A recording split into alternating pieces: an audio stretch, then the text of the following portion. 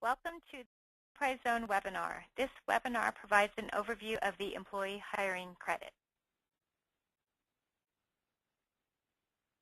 The San Bernardino Valley Enterprise Zone, or SBVEZ, is one of the 42 zones throughout the state of California.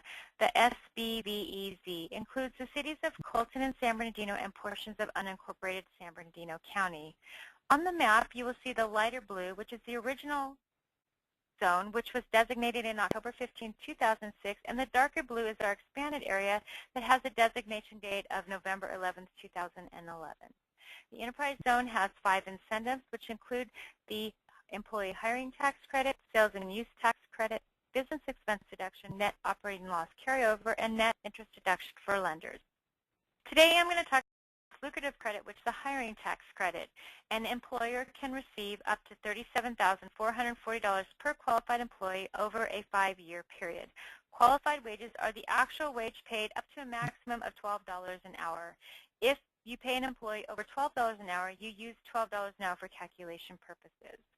The employee must work at least 50% of the year and meet one of the 11 qualifying categories. Employers must submit a voucher application with the documentation by December 31st, 2014 in order to receive unused credits can be carried forward for 10 years or exhaustion, whichever comes first. The qualifying requirements are an employee must be hired on or after October 15, 2006 or November 8, 2011, depending on the location of the business, must work 50% of hours during the tax period within the enterprise zone. The employee can be full-time, part-time, seasonal, management, or entry-level, and again must meet one of the 11 qualifying categories. So what are 11 qualifying categories? Resident of a targeted employment area, or TEA. A targeted employment area is a low-income census tract that meets a certain income requirement that is designated by the Housing and Community Development. These are residential areas that are typically located within the and/or counties of the participating jurisdictions. For example, the SBVEZ includes the cities of Colton and San Bernardino and portions of the county. The residential areas that lie around the boundaries of the enterprise zone and meet the income requirement will be the TEAs for our zone. Census tracts and street range listings can be found on our website under the Incentives tab. Ex-offender. An ex-offender is a person that has been convicted of a felony or misdemeanor offense that is punishable by incarceration or probation. Economically disadvantaged is an individual who is at least 14 years of age or older that lives in a household that has a total income that does not exceed the very low income category that is published on an annual basis by the U.S. Department of Housing and Urban Development. A link to these income levels can be found on our website. Opportunity Tax Credit, or WOTC.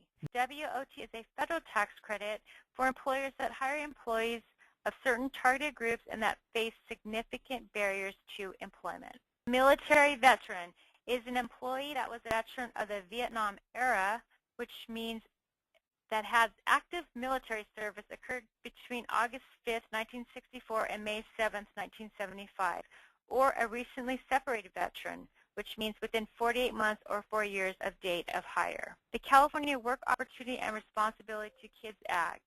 This must be an employee who was a voluntary or mandatory registrant of Greater Avenues for Independence Act of 1965.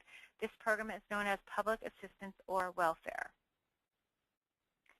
Enrolled in the Workforce Investment Act. The employee is receiving or eligible to receive subsidized employment, training, or services funded by the Federal Workforce Investment Board. This is not the same program as CalWORKs.